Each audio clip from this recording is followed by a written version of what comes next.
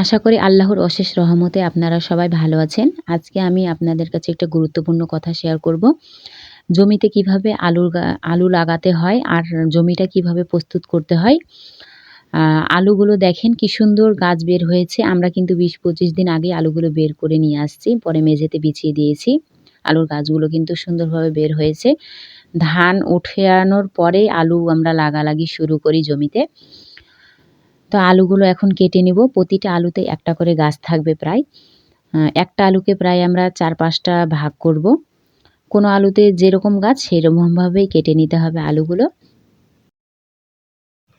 যে জমিতে আলু লাগাবো সেই জমিটা কিন্তু আমাদের ভালোভাবে প্রস্তুত করতে হবে।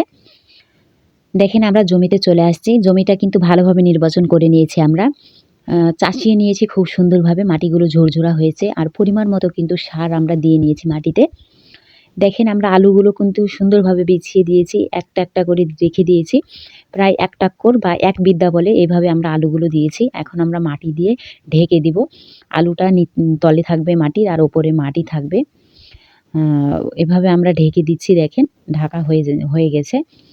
এভাবে আমরা আলু লাগাই। আপনারা কিভাবে লাগান একটু বলবেন প্লিজ। এর পরের ভিডিওতে আপনাদের দেখাবো আলুর গাছ।